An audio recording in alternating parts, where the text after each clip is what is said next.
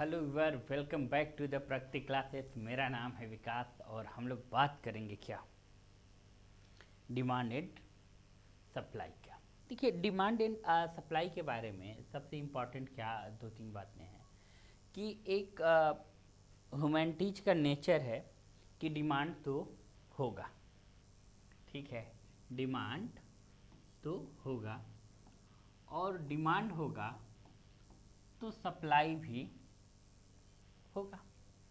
ये भी गारंटी है कि सप्लाई भी होना तय है।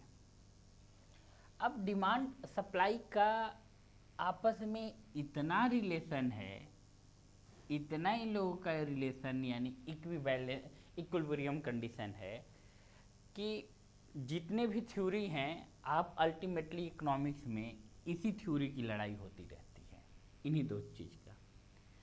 अच्छा, बहुत लोगों का ये केन्स थ्योरी दिए थे और लोग ये भी कहा करते थे कि जो केन्स थे उनके पास एक तोता था। केन्स जो थे तो उनके पास एक क्या था, पैरेट, और कहते थे उसको भी इकोनॉमिक्स आती थी। तो जब भी कोई अपनी प्रॉब्लम और समस्या लेकर जाया करता था तो सीधा सीधा क्या बोलते थे कि केन्स कहते थे जाओ मेरे तोते से पूछ लो क्या है। तो तोता बस यही बोलता था, डिमांड सप्लाई ठीक करो, डिमांड सप्लाई ठीक करो। और वाकई बात है, जो भी हम लोग की सारी समस्याएं जो होता है वो डिमांड ही सप्लाई में होता है। तो डिमांड सप्लाई के जितने भी कर्व हैं और जितने भी गुड्स हैं, अलग अलग टाइप के गुड्स हैं, उसके बारे में हम लोग पढ़ेंगे। जैसे कुछ गुड्स जो होते हैं हमारे बेसिक नीड के गुड्स होते हैं, ठीक है, उसकी डिमांड का कर्व कैसा बनेगा इसके बारे में हम लोग पढ़ेंगे, ठीक है। कुछ लग्जेरियस गुड्स होते हैं, उसके बारे में हम लोग पढ़ेंगे, ठीक है। और कुछ गुड्स ऐसे होते हैं जो कि हमारे पास ना ही लग्जेरियस है, बस हम बेसिक नीड से थोड़ा जब लिविंग स्टैंडर्ड हाई होने लगता है तो उस पे हम लोग काम करते हैं और उस गुड्स पे भी हम लोग बात करेंगे। अल्टीमेटली सारे गुड्स का पर्पस ये होता है, अगर एक सीक्वेंस वाइज देखा जाए तो हमें उस गुड्स के सर्विस से सेटिस्फेक्शन मिल सके, ठीक है। चाहे फूड हो तो फूड हम लोग खाते हैं तो हमारी भूख मिट जाती है और हमें सेटिस्फेक्शन मिल जाता है, ठीक है। तो इसी तरीके से डिमांड और सप्लाई की बात करेंगे। तो पहले देखिए लॉ ऑफ डिमांड क्या होता है, सुन लीजिए। Law of demand the state that the other things being equal there is a negative relation between the demand for a commodity and its price. In other words, when a price of the commodity increases, demand for it fall, and when price the commodity decreases, demand for it rise. Other factor remaining the same. कहने का मतलब ये है कि जब भी कोई चीज़ों का डिमांड अगर बढ़ जाता है, डिमांड अगर इंक्रीज हो जाता है तो जाहिर सी बात है कि हमारा प्राइस भी क्या होगा, इंक्रीज हो जाएगा। प्राइस भी क्या होगा, इंक्रीज होगा। यही बात इसमें बताया गया है कि हमारा डिमांड इंक्रीज होगा और हमारा प्राइस भी इंक्रीज हो जाएगा। इसके कंडीशन ये है कि अगर हमारा सप्लाई फुलफिल नहीं हो पा रहा है तब पर भी, और मैक्सिमम कंडीशन में ऐसा ही होता है कि सप्लाई हमारा नहीं हो जाता, तो नॉर्मली जब भी डिमांड होता है तो प्राइस हमारा इंक्रीज होता है और ये नेगेटिव रिलेशनशिप होता है सप्लाई के मामले में। तो यही बात यहाँ पे खासकर कमोडिटी डिक्रीजेज राइज ए फैक्टर रिमेनिंग है।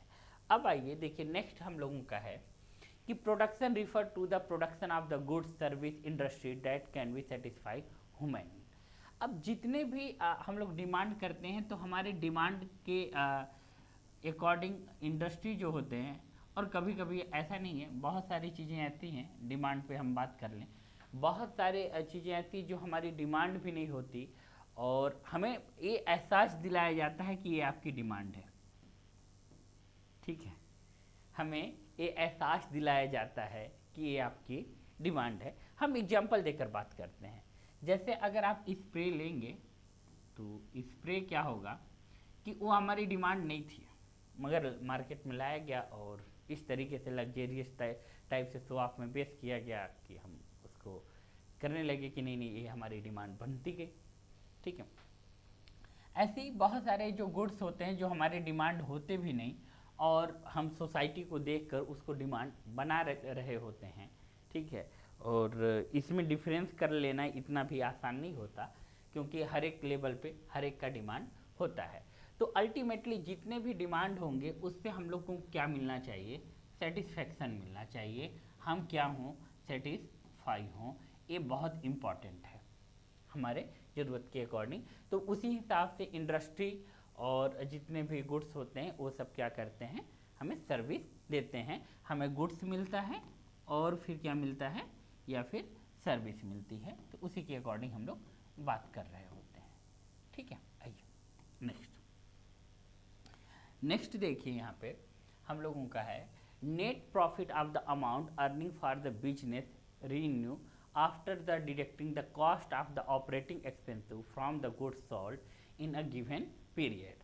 कहने का मतलब ये है कि जब भी हम लोग किसी का डिमांड पूरा कर रहे होते हैं तो डिमांड और सप्लाई के बीच में, डिमांड जब उसका हम पूरा कर रहे होते हैं और डिमांड तो हम सप्लाई देंगे, और सप्लाई जब देंगे तो हमें क्या होगा, इन दोनों के बीच से हमारा क्या जनरेट होगा, वो होगा रेवेन्यू, यानी कुछ पैसे जनरेट होंगे, कैपिटल जनरेट। देखिए अगर हम लोग इकोनॉमिक्स में आते हैं तो इसको इसलिए बोल रहे हैं रेवेन्यू, क्योंकि यहाँ पे पैसे बोलना बहुत ज़्यादा सही नहीं होता।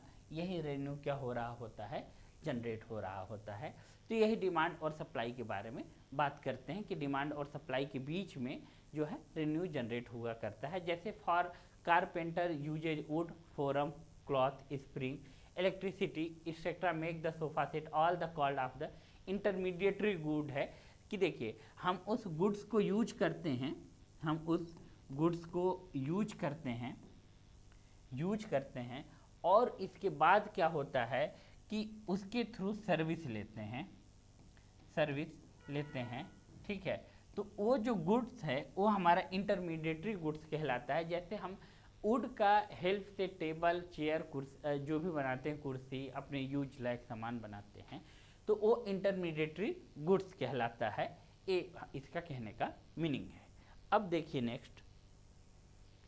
नेक्स्ट है हमारा the curve which show the production of the seller want to sell the specify the price level is called the supply curve.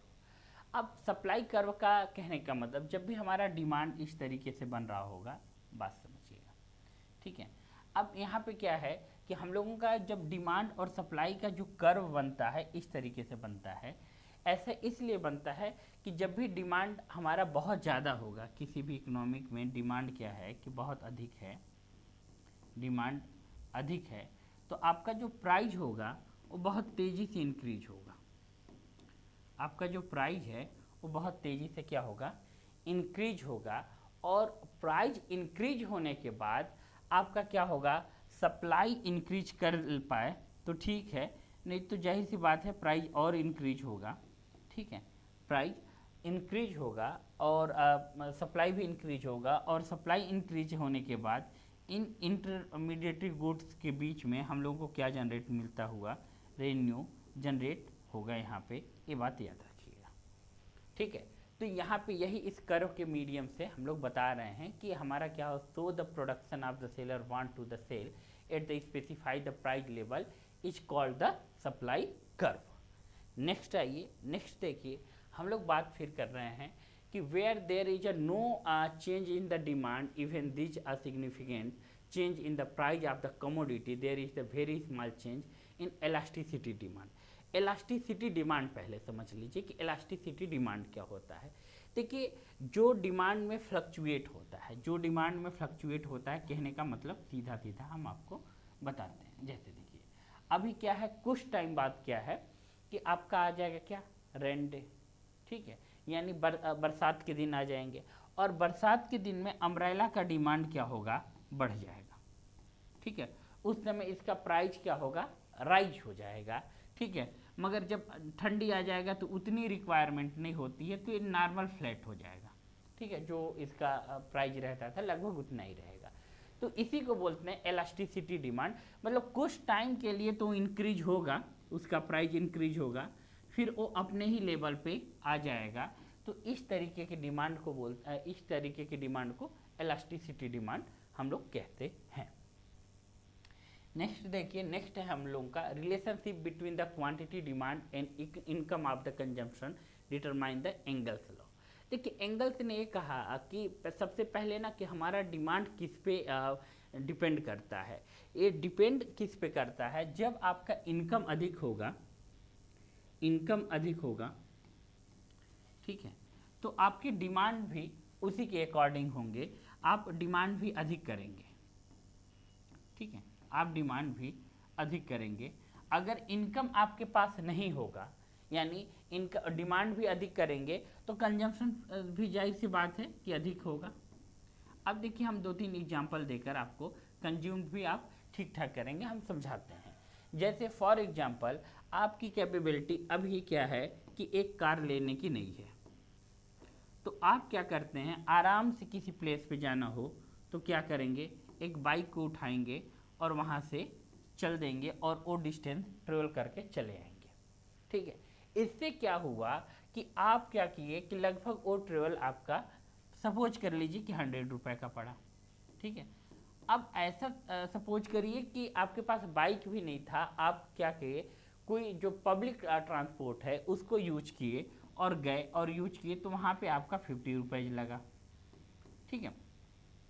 तो अभी ऐसा आप क्यों कर रहे हैं, क्योंकि आपके पास क्या है, इनकम नहीं है, इनकम नहीं है। जब आप पब्लिक ट्रांसपोर्ट यूज कर रहे हैं तो क्या है कि इनकम नहीं है, तो आप कंजम्पशन भी कम कर रहे हैं, इस बात को ठीक से समझिए।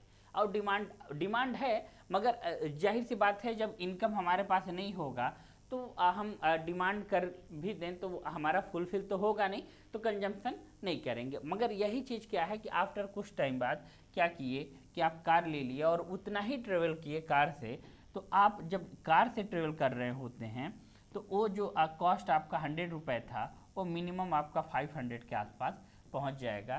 तो यही एंजल्स इसी थ्योरी को बोल रहे होते हैं, कहते हैं कि सीधा सीधा कि जब हमारा इनकम बढ़ता है तो हमारा डिमांड भी बढ़ जाता है, और डिमांड बढ़ने के बाद हम कंजम्पशन भी अधिक, कंज्यूम भी बहुत अधिक चीज़ों का करने लगते हैं।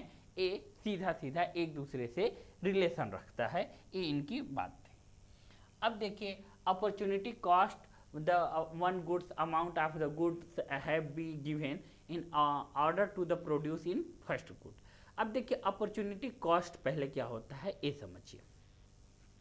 देखिए अपॉर्चुनिटी कॉस्ट यहाँ पे सीधा सीधा मीनिंग ये है अपॉर्चुनिटी कॉस्ट का कि आप क्या करते हैं, जब भी अपॉर्चुनिटी कॉस्ट के बारे में बात करते हैं तो अपॉर्चुनिटी कॉस्ट यानी अचानक से किसी मार्केट में कोई डिमांड बढ़ गई। जैसे हम एग्जांपल आपको देकर बताते हैं, जैसे कोविड के टाइम पर एक काम हुआ था कि जो हम लोग हाथ वगैरह साफ कर रहे थे, ठीक है, उसको क्या बोलते हैं, जिससे हाथ हम लोग साफ करते थे, ऐसे स्प्रे करते थे, ठीक है, स्प्रिट की क्वांटिटी ज़्यादा हुआ करती थी। तो उसमें क्या होता था कि आप अचानक अपॉर्चुनिटी कॉस्ट हुआ और अचानक उसकी प्राइस क्या, कोविड के समय उसकी प्राइस बिल्कुल ही राइज कर गई, ठीक है, उसकी प्राइस बिल्कुल राइज कर गया। ऐसा था आपका अपॉर्चुनिटी कॉस्ट में। तो ऐसे बहुत सारे गुड्स होते हैं, जैसे मैरिज टाइम में भी ऐसा होता है कि ऐसे लग्जेरियस गुड्स की जो थोड़ा शो ऑफ के लिए होता है, उसका भी कॉस्ट प्राइस जो होता है अचानक हाई हो जाता है। जैसे मान लीजिए अभी आप जब शादी विवाह का लगन ना हो और आप देख रहे होते हैं गेस्ट हाउस खाली है, तो आपको कम प्राइस में भी दे देंगे, मगर उस समय क्या है बहुत हाई प्राइस हो जाता है, तो वहाँ भी एक अपॉर्चुनिटी कॉस्ट का कॉन्सेप्ट लगता है। अब नेक्स्ट आइए, in order achieve a higher rate of the growth in a national output, the rate of the investment in the economic has to increase the capital output ratio has be reduced. कहने का मतलब ये है कि जब भी हम लोग ग्रोथ करते हैं, हायर रेट में हम लोगों का ग्रोथ होता है, तो ग्रोथ में क्या करते हैं कि वहाँ पे जब भी ग्रोथ हो रहा है, ये समझिए कि जब भी ग्रोथ बहुत हाई पॉइंट पे हो रहा है तो नेशनल आउटपुट भी, हमारा जो नेशनल का आउटपुट है वो भी बहुत तेज़ी से बढ़ रहा होता है। नेशनल का जो आउटपुट है, नेशनल आउटपुट वो भी बहुत तेज़ी से इंक्रीज कर रहा होता है, ठीक है। अब यहाँ पे देखिए, the rate of the investment economic be increase, the capital output ratio has be reduced. ठीक है, तो कैपिटल आउटपुट क्या होगा, रिड्यूस हो जाता है। और यहाँ पे क्योंकि बहुत तेज़ी से ग्रोथ करने के वजह से। अब यहाँ पे अगर हम लोग नेक्स्ट की बात करेंगे, तो when the aggregate demand for a goods service the economic decreases, production employment and price also increases in the economic. तो इकोनॉमिक में हमेशा होता है कि टोटल जब डिमांड बढ़ता है तो सर्विस और इकोनॉमिक्स सर्विस और इकोनॉमिक्स से डिक्रीज हो जाते हैं। ये सीधी बात है कि एग्रीगेट का पहले मतलब समझ लीजिए कि ओवरऑल यानी टोटल ही मीनिंग निकल के आता है। एग्रीगेट का मीनिंग आपका टोटल निकल के आता है। ठीक है, इसका मीनिंग ही होता है टोटल।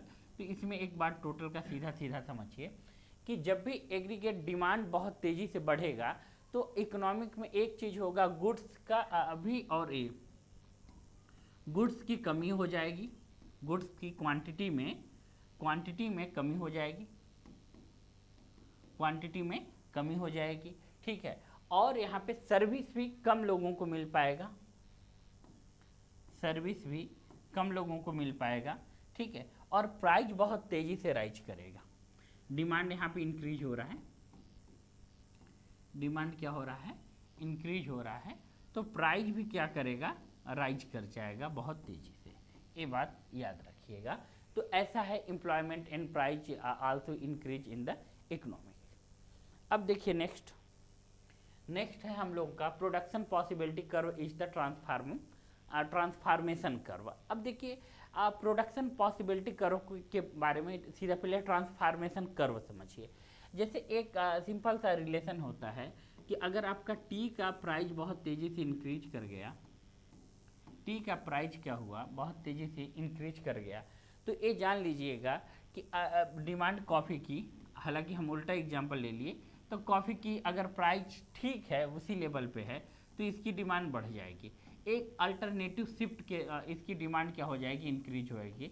इसका प्राइस राइज हो रहा है तो इसकी कॉफ़ी की डिमांड बढ़ जाएगी। अगर इनका प्राइस क्या है, प्राइस को हम लोग कांस्टेंट मान के चलें तो, ठीक है, प्राइस को अगर हम लोग कांस्टेंट मान के चलें तो तुरंत कॉफ़ी की प्राइस बढ़ जाएगी। ये अल्टरनेटिव गुड टाइप का होता है, यानी ट्रांसफॉर्मेशन टाइप का होता है कि हम ट्रांसफॉर्म कर जाते हैं एक गुड्स से दूसरे गुड्स की ओर।